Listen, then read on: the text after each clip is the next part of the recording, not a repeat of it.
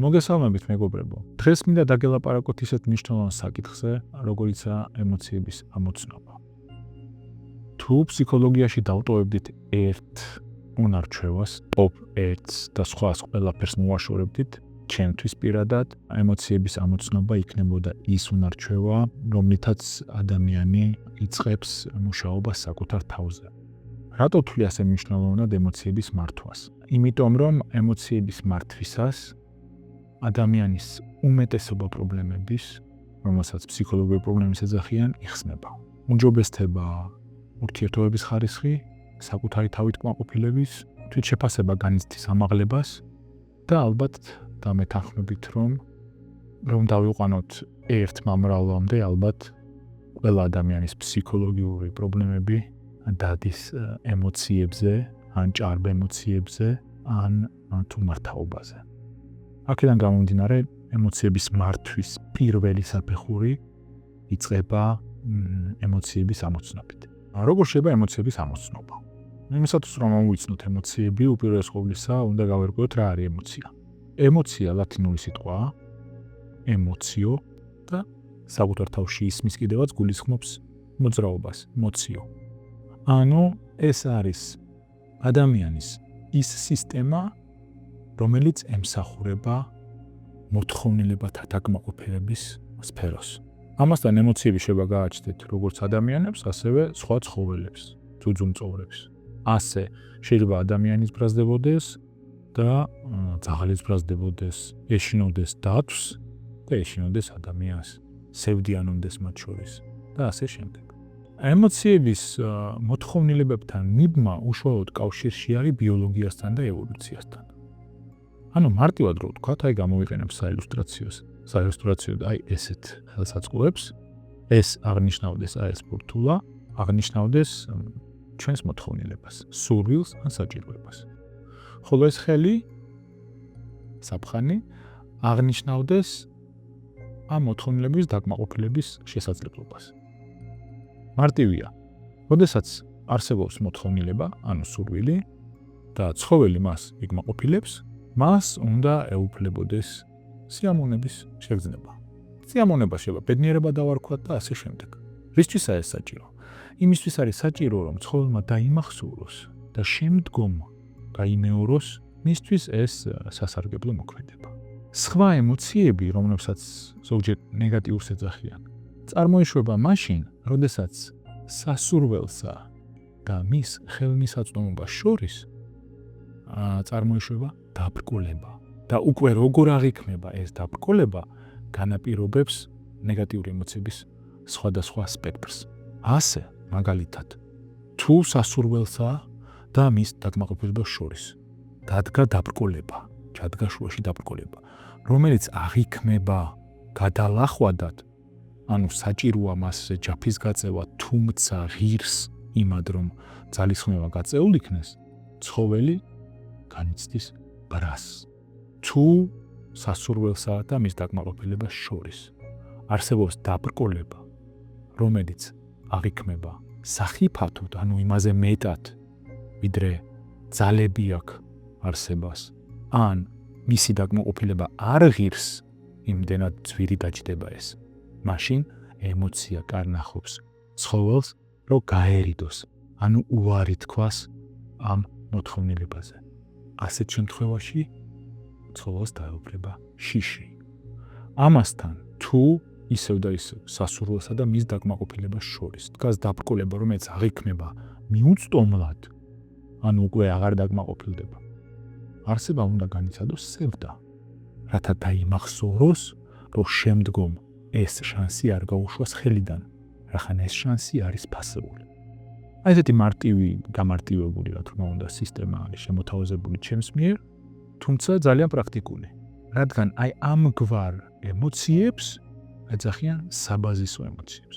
რას ნიშნავს საბაზისო ემოციები? ემოციები, რომლებსაც სხვადასხვა ცხოველები, მაღალი ცხოველები, ანუ მაღალი კლასის ძუძუმწოვრები იზიარებენ ადამიანთან. ანუ ესენი არის, აი ამ ბანკოს მაგალითზე ვთქვათ, სიხარული, მოთხოვნილება კმაყოფილდება, შიში, ბრაზი, სევდა და არის კლასიფიკაციებში ზიზღი.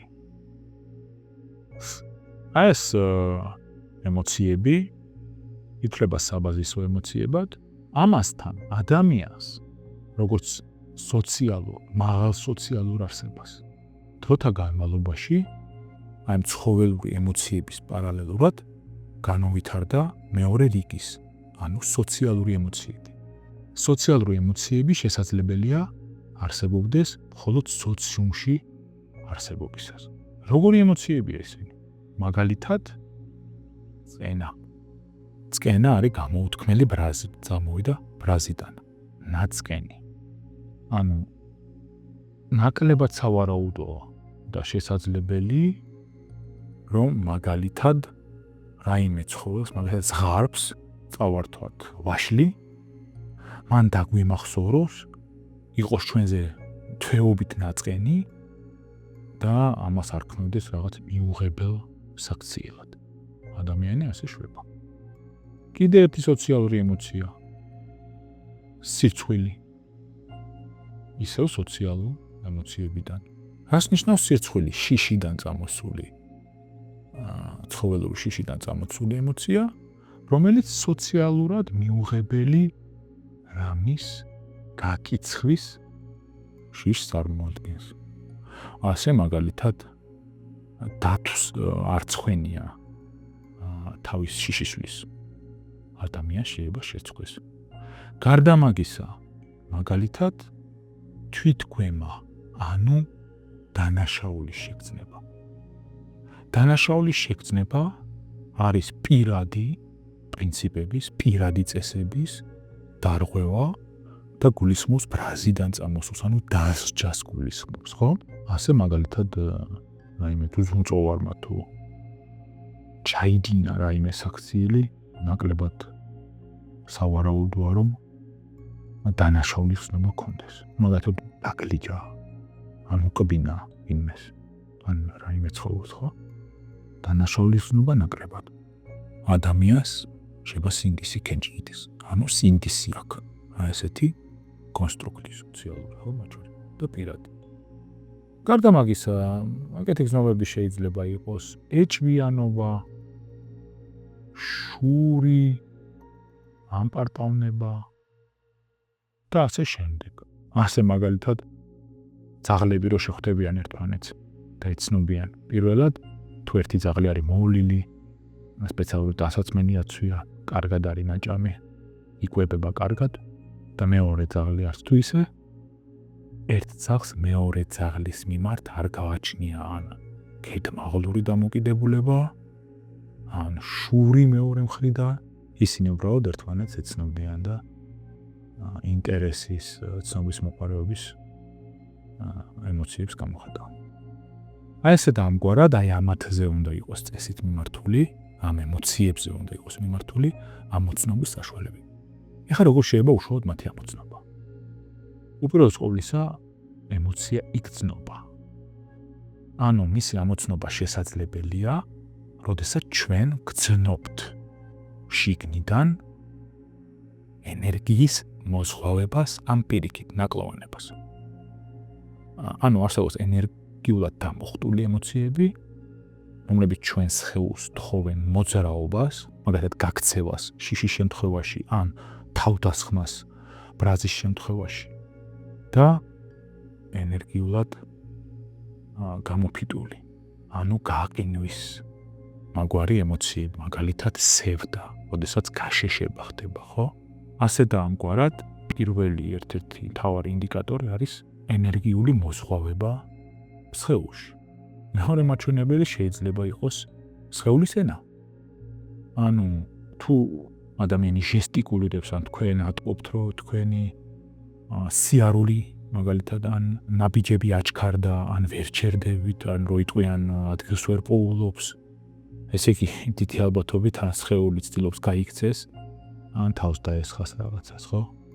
სხეულის ენითაც შეიძლება მიხვდეთ, რომ ძირითადად ჟესტიკულაციით, მიმიკით, მათ შორის სახის გამომეტყველების ამოცნობის საშუალებები არსებობს. პოლეკმანია, ერთი ძალიან ცნობილი აფექტოლოგი, რომელმაც ეს შეისწავლა და სახის კლასიფიკატორები მოგცა. ანუ აი ეს ორი მაჩვენებელი უკვე საკმარისია, რომ მივხვდეთ, რომ ჩვენში არის ემოცია. თუმცა მთავარი მესამე, როგორც უკვე ვახსენეთ, მოთხოვნილებების ირგვლივ, როგორც პლანეტის ირგვლივ ტრიალებს თანამგზავრი, ან თანამგზავრები, ასევე მოთხოვნილებების ირგვლივ ტრიალებენ ემოციები. მათი ამოცნობა შეიძლება, როცა ჩვენ გვზნობთ ან დისკომფორტს, ან ენერგიის მოზღვავებას, ან რაღაცა არასასიამოვნო შეგრძნებებს, ჩავეკითხოთ საკუთარ თავს, რა მინდა, ან რა არ მინდა. და უკვე შეგვეძლება აი ეს რაც ვილაპარაკეთ, დაბრკოლების აღქმის მეშვეობით მივხვდეთ, თუ რა ემოციას განვიცდით. თუ არის რაღაცა, რაც მე მინდა განვიცდი რაღაცა შიგნიდან, ხო? და ამოვიცნოთ, რომ მე მინდა მაგალითად უკეთესი ცხოვრება, ან ესა თუ ის ნივთი, რომელიც მე გავიგონე, ან რაიმე საშუალება, რომელიც მე არ მაქვს. ან უბრალოდ მშია მაგალითად ვთქვათ, ხო? და მე ამწყურია, მე ვერ ხედავ ირგვლივ ამის დაკმაყოფილების საშუალებას და მე მოძრაობ, ანუ მე ვიწყებ ამის ძიებას და ამის არ ქონა ჩემში იწვევს გარკვეულ დისკომფორტს, დიდი ალბათობით მე განვიცდი, ან სხვა ადამიანი განვიცდით ბრას. ამასთან თუ რამე არის, რაც ჩვენ არ გვინდა და ის არის, ანუ ის აქ და ახლა არსებობს და ჩვენ ეს გვმოხტავს, ვაღელვებს გარკვეულწილად ენერგიულად მozღვავებას და დისკომფორტის დიდ შეგრძნებას გვაძლევს, დიდი ალბათობით ჩვენ გვეშინია. გვეშინია, იმიტომ რომ ეს არის სახიფათო. ამასთან სევდა დანაკარგად აღიქმება, აქაც რა მინდა, მინდა ახლობლის ნახვა, რომელსაც ვერ ვნახულობ, მინდა ჩემი ნივთი დავიბრუნო მაგალითად, რომელიც დაიკარგა. იმის ფასეულობას, როგორც ჩვენ ვილაპარაკებთ, გვახსენებს სევდა. ამიტომ იგივე სოციალურ ემოციებზეც მოდით ორი სიტყვით ვთქვათ, მაგალითად ადამიანი განიცდის დისკომფორტს. ვერ ხვდება რა ხდება. მაგრამ შიგნიდან იგრძნობა როგორც შიში, როგორც საფრთხე. არ არის გამორიცხული, რომ ვუკითხოთ რა მინდა, ფრაზებიც კი არ გამონათქვამებიც, მიწა გამისკდეს, სად დავიმალო არ ვიცი. დიდი ალბათობით ეს სირცხვილია. ანუ ისევ და ისევ, თუ ჩვენ ამოვიცნობთ მოთხოვნილებას და თუ როგორ აღიქმება ისი დაკმაყოფილების საშუალებასა და ჩვენ მოთხოვნილებას შორის დაბრკოლება, აი ეს დაბრკოლება ზუსტად შეიძლება რეალურადაც აღიქმებოდეს როგორც მართლა სახიფათო, მართლა გასაბრაზებელი და ამავე დროს შეიძლება უბრალოდ წარმოდგენა იყოს ასეთი ადამიანი აბსტრაქტულად აზროვნებს და წარმოდგენები გააჩნია, აი მაგის მიხედვით შეგვიძლია ამოვიცნოთ. მაგალითად, ეს ყველაფერი შეიძლება ჩამოვაყალიბოთ გამონათქვამით. პარასკევია დღესაო, კატავი არ შეწვდა, ძეხსაო. აი ეს ვარიანტია. იმიტომ რომ თუ შეწვდა, ნამდვილად ვიცით, რომ დისკომფორტს კი არ განიცდის. ესეც ენერგიულად მოზღვავებული, დამუხტული ემოცია, თუმცა არ იქნება როგორც სასიამოვნო. განიცდის კმაყოფილებას, ბედნიერებას, სიხარულს. ანუ ძაღლი რო გულს აქიცინებს, ეს სხეულის ენაა, ის ენერგიულად დამუხტულია, მიმიკაც გააჩნია შესაბამისი ამოსაცნობი, დიდი ალბათობით მისი მოთხოვნილება კმაყოფილდება. ანუ მან ნახა პატრონი ან თამაში, ეს მოთხოვნილება გააჩნია ძაღლს კმაყოფილდებოდა, გაკმაყოფილების მომენტშია და ასე შემდეგ. უკვე ემოციების მართვის ეტაპი, თუ როგორ ხდება მათი, ასე ვთქვათ, მოყვანა ტყუპში, ეს უკვე სხვა სამუშაოა, სხვა თემაა. თუმცა ძალიან მოხარული ვარ, რომ ემოციის ამოცნობის მარტივი საშუალებები მოგაწოდეთ და მომეცა საშუალება გაგიზიაროთ. რატომ გავიყვანე ტოპ პირველ უნარჩვევაში? იმიტომ რომ უმეტესობა ადამიანებს ცხოვრების მანძილზე ისე იმყოფებიან ემოციებში, ისე მართავს მათ ემოციები, რუსინი ვერც კი ხვდებიან, რაც განიცდიან. თუმცა რო გაჩერებულიყვნენ და ჩაეკითხონ საკუთარ თავს, რას გრძნობ ახლა, რა მინდა ახლა, რა დაბრკოლებაა ჩემს სურვილსა და მოთხოვნილებას შორის. და მის დაკმაყოფილებას შორის უბრალოდ მაშინ მათი თვით შეგნება ნეოკორტექსი, ანუ ქერქი, ანუ ცივი აზროვნების სისტემა ჩაირთვება და შეცვლის ცხელი აზროვნების სისტემას, ცხელგულზე, აფექტში ყოფი ადამიანი ვერ აზროვნებს რაციონალურად. შესაბამისად ეს დიდი უნარჩვევაა. აქედან იწყება ადამიანის სიჯანსაღის გზა. დიდი მადლობა ყურადღებისათვის.